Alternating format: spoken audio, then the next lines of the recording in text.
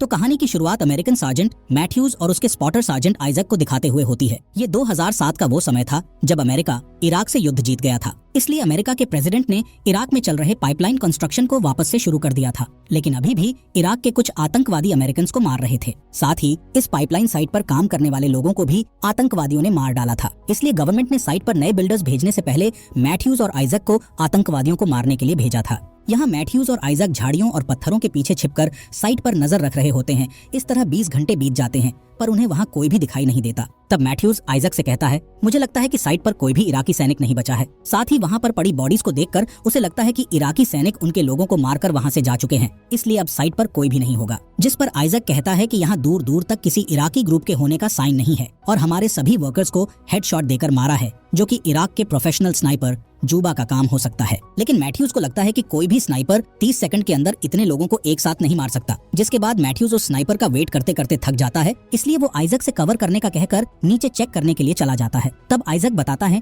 कि मेरे स्कोप में क्लियर दिखाई नहीं दे रहा है, जिस वजह से मैं तुम्हें कवर नहीं कर पाऊंगा। जिस पर मैथ्यूज उसका मजाक उड़ाते हुए अपनी गन बदलने का कहता है, पर यह गन आइजक के लिए बहुत कीमती थी क्योंकि ये उसके मरे हुए साथी की गन थी। इधर मैथ्यूज देखता है कि सभी लोग हेडशॉट से मरे हैं, इसलिए उसे आइजक की बातों पर विश्वास हो जाता है कि जूबा ने ही सबको मारा है। इसके बाद मैथ्यूज साइट के बीचों बीच जाता है ताकि वो पता लगा सके कि जूबा ने किस जगह पर छुपकर लोगों को शूट किया था। लेकिन आइजक उसे पीछे हटने के लिए कहता है क्योंकि उसे शक था कि जूबा अभी भी कहीं छुपा हुआ है। तभी अचानक से कोई मैथ्यूज के ऊपर शूट कर देता है, जिससे वो जमीन पर गिर जाता है। ये देख आइजक गोलियों से बचते हुए अपने पार्टनर को बचाने जाता है, पर तभी स्नाइपर आइजक के पैर में गोली मार देता, जिससे वो भी घायल हो जाता है। इसलिए वो अपनी जान बचाने के लिए एक टूटी हुई दीवार के पीछे छिप जाता है। यहाँ आइजक मैथ्यूज से कहता है कि अगर तुम हिले तो वो तुम्हें शूट कर देगा, इसलिए चुपचाप मरने का नाटक करते रहो। जिस पर मैथ्यूज उसे जल्द से जल्द बैकअप बुलाने का कहता है। यहाँ आइजक के पैर में गोली लगने की वजह से काफी खून बह रहा था, इसलिए वो उसे रोकने के लिए एक बेल्ट बांधता है। जिसके बाद वो आर्मी बेस में कांटेक्ट करने के लिए अपना रेडियो बैग उठाता है, लेकिन वो देखता है कि उसका रेडियो खराब हो चुका है और उसे चेक करने पर पता चलता है कि स्नाइपर ने रेडियो के एंटेना में गोली मारकर उसे खराब कर दिया है। इसी दौरान मैथ्यूज आइजक से स्नाइपर का पता लगाने का कहता है ताकि वो उस पर निशाना साध सके। जिस पर आइजक चेतावनी देते हुए कहता है कि स्नाइपर हर एक मूवमेंट नोटिस कर रहा है और अगर तुमने कुछ भी करने की कोशिश की तो वो तुम्हें शूट कर देगा। यहाँ आइजक अपने चाकू से दीवार में छेद बनाने की कोशिश करता है ताकि वो अपने स्कोप से स्नाइपर को देख सके, लेकिन तभी दीवार के पत्थर गिर जाते हैं, जिससे उसके हाथ में चोट लग जाती है। इधर मैथ्यूज अपनी राइफल तक पहुंचने की कोशिश करता है, लेकिन ज्यादा खून बह जाने के कारण वो वहीं पर बेहोश हो जाता है। दूसरी तरफ आइजक एक ब्लेड से अपने पैर में लगी गोली को निकालता है, जिससे उसे काफी दर्द होता है, पर वो किसी तरह गोली निकालकर अपने घाव पर पट्टी बांध लेता है, लेकिन वो दर्द के कारण बेहोश हो जाता है। कुछ समय बाद जब आइजक जागता है तो उसे अपने ईयरपीस से एक अजीब आवाज सुनाई देती है, जिसे चेक करने पर उसे पता चलता है कि ये आवाज उनके बेस के ऑफिसर की है। इसलिए वो तुरंत उन्हें हेल्प के लिए बुलाता है, पर वो ऑफिसर आइजक से अजीबोगरीब सवाल पूछने लगता है, जिससे आइजक को शक होता है। तभी ऑफिसर कहता है कि हमें तुम्हारी लोकेशन नहीं दिख रही है, इसलिए तुम्हें खड़े होकर हवा में फायर करना होगा ताकि हम हेलीकॉप्टर्स को तुम्हारे पास ला सके। जिस पर आइजक कहता है कि ये हमारे प्रोटोकॉल के खिलाफ है और ऐसा करने पर हमें खतरा हो सकता है। जिसके बाद आइजक उस ऑफिसर की बातों को ध्यान से सुनता है। तब उसे पता चलता है कि वो जिस ऑफिसर से बात कर रहा है उसका अमेरिकी एक्सेंट नहीं है, जिससे आइजक समझ जाता है कि स्नाइपर जूबा ने उसके रेडियो को हैक किया है और उससे ऑफिसर बनकर बात कर रहा है, इसलिए अब आइजक उसकी बातों में नहीं आता है। तभी जूबा उससे सवाल पूछना शुरू करता है और कहता है कि मैं तुम्हें अच्छे से जानना चाहता हूँ। इधर आइजक फिर से अपने रेडियो को सही करने की कोशिश करता है, लेकिन वो अभी भी काम नहीं कर रहा था। इसी दौरान जूबा बार बार आइजक से फालतू सवाल पूछता है, जिस पर आइजक उससे बात करने से इनकार कर देता है। तब जूबा कहता है कि अगर तुमने मुझसे बात नहीं की तो मैं तुम्हारे घायल साथी को गोली मार दूंगा, इसलिए आइजक उससे बातचीत करने के लिए तैयार हो जाता है। इसी दौरान आइजक जूबा की लोकेशन का सही पता लगाने के लिए जमीन पर मैप बनाता है। तभी जूबा उसे बताता है कि मैं कोई सैनिक नहीं बल्कि एक नॉर्मल इंसान हूँ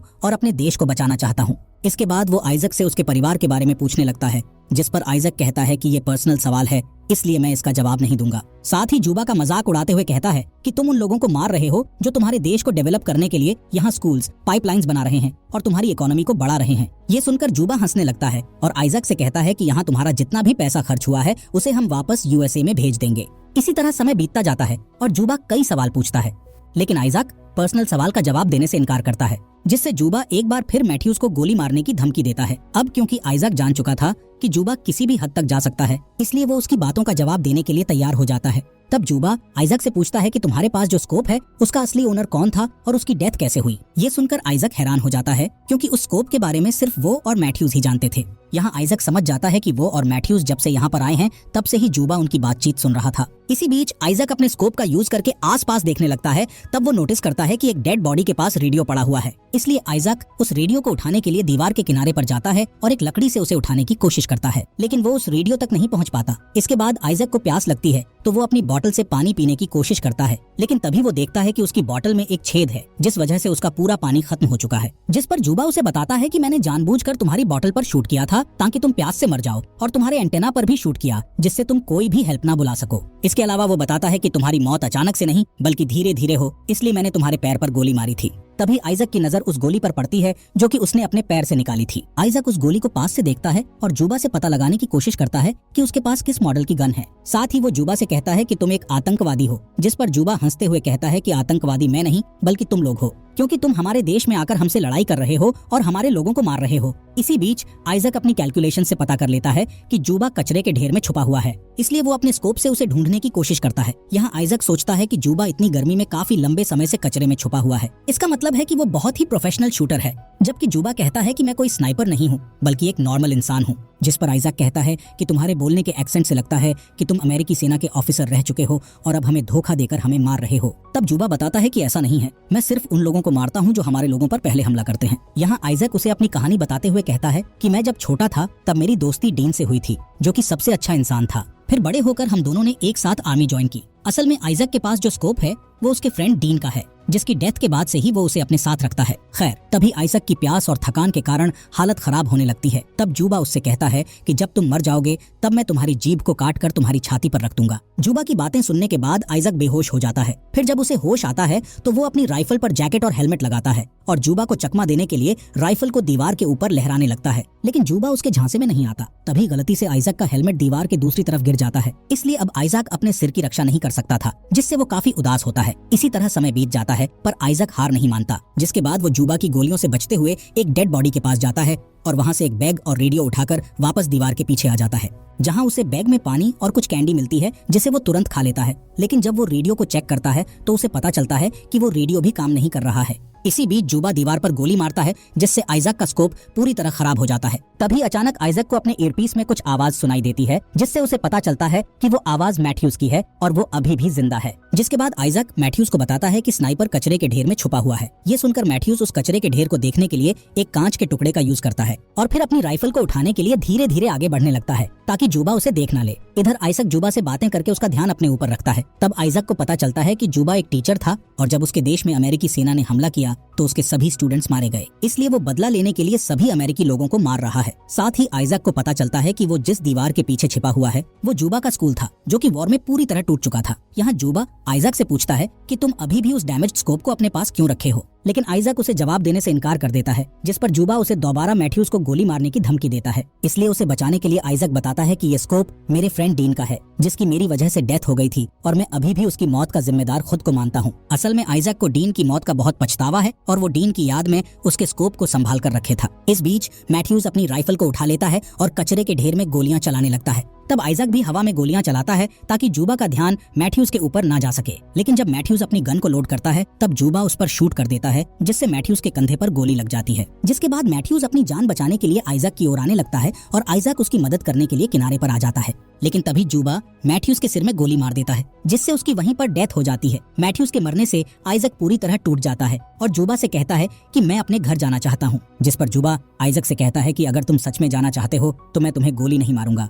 लेकिन आइजक को उसकी बातों पर बिल्कुल भी यकीन नहीं था, इसलिए वो दीवार के पीछे छिपा रहता है। इसके बाद जूबा आइजक से पूछता है कि जब वॉर खत्म हो चुका है तो तुम इराक में क्यों रुके हो, जिस पर आइजक कहता है कि मुझे कुछ नहीं पता, मैं बस अपने घर जाना चाहता हूँ। तब जूबा कहता है कि जब तक तुम मुझे अपनी कहानी बताते रहोगे तब तक मैं तुम्हें गोली नहीं मारूंगा। इसलिए आइजक उससे बात करना शुरू करता है और कबूल करता है कि मैंने डीन को मारा था। यहाँ पता चलता है कि आइजक जब अपने दुश्मन को मारने की कोशिश कर रहा था तब उसने गलती से डीन को गोली मार दी थी और फिर उसने सबको झूठ बोला कि डीन को आतंकवादियों ने मारा था। जुबा से बात करने के दौरान आइजक को अपने रेडियो से कुछ शोर सुनाई देता है, इसलिए वो जल्दी से रेडियो के पास आता है जहाँ उसके बेस के लोग उससे कांटेक्ट करने की कोशिश कर रहे थे। अपने साथियों की आवाज सुनकर आइजक बहुत खुश हो जाता है, लेकिन तभी उसे पता चलता है कि उसका रेडियो पूरी तरह से खराब हो चुका है, इसलिए अब वो किसी से भी कांटेक्ट नहीं कर पाएगा। तभी आइजक को जुबा की आवाज आती है जो कि आइजक के नाम का यूज करके बेस से हेल्प मांग रहा था। ये सुनकर आइजक को समझ आ जाता है कि जुबा यहाँ काफी टाइम से है और वो उनके रेडियो को हैक करके जानबूझकर हेल्प के लिए बैकअप टीम को बुलाता है और फिर उन्हें आसानी से मार देता है। यानी कि साइट पर मौजूद लोगों को मारने के बाद जुबा ने ही बैकअप टीम को बुलाया था, इसलिए बेस से आइजक और मैथ्यूज को यहाँ भेजा गया था। इसी तरह जुबा अमेरिकी लोगों को जाल में फंसाकर मार रहा था।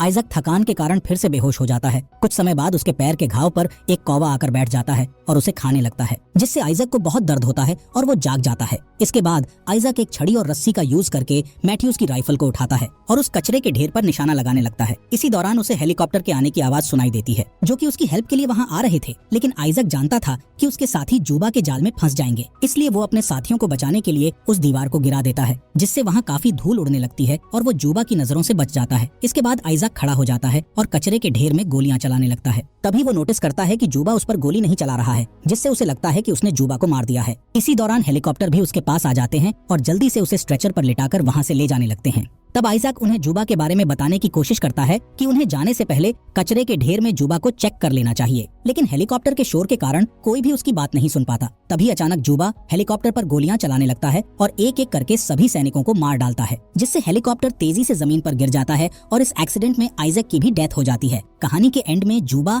फिर से यूएसए की लाइंस को हैक करता है और अमेरिकी सैनिक होने का नाटक करके हेल्प के लिए एक और बैकअप टीम बुलाता है। यानी कि जब वो बैकअप टीम यहाँ आएगी तो जुबा उन्हें भी जान से मार डालेगा। और इसी के साथ ये अमेजिंग मूवी यहीं पर खत्म हो जाती है।